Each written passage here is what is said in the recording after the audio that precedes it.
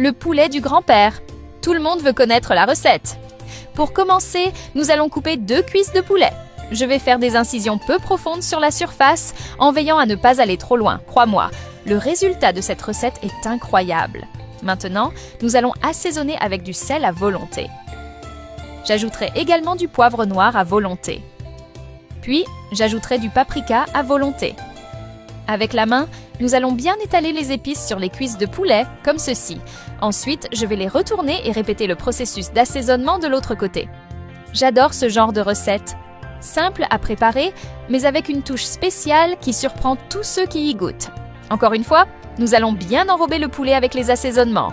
Et avant que je n'oublie, dis-moi de quelle ville tu nous regardes pour que je t'envoie une salutation spéciale. La salutation d'aujourd'hui va pour Sénat Leroy de Paris, France. Je suis très heureuse que tu apprécies nos recettes. Dans un plat, je vais mettre une tasse de farine de blé. Ensuite, j'ajouterai une des cuisses de poulet et je vais l'enrober jusqu'à ce qu'elle soit complètement couverte.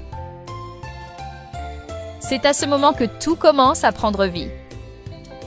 Puis, nous placerons l'autre cuisse de poulet et répéterons le processus d'enrobage. Ça devient exactement comme je le voulais. Dans une poêle, je vais mettre une cuillère à soupe de beurre et un filet d'huile d'olive. Ce détail fait toute la différence dans la recette. Et je vais mélanger jusqu'à ce que tout soit complètement fondu. C'est une petite étape, mais essentielle. Maintenant, nous allons mettre les cuisses de poulet dans la poêle pour les faire frire. Après quelques minutes, je vais retourner le poulet pour dorer l'autre côté aussi.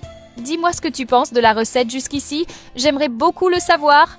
Ensuite, j'ajouterai une demi-tasse d'eau. Nous allons couvrir et laisser cuire pendant 10 minutes. Puis, nous allons retourner le poulet à nouveau. Regarde comme ça devient déjà magnifique.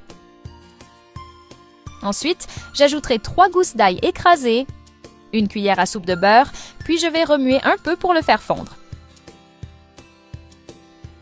J'ajouterai une cuillère à soupe d'huile, 3 cuillères à soupe de sauce shoyu et 2 cuillères à soupe de miel. J'adore l'odeur qui commence à se dégager, elle transforme toute la cuisine.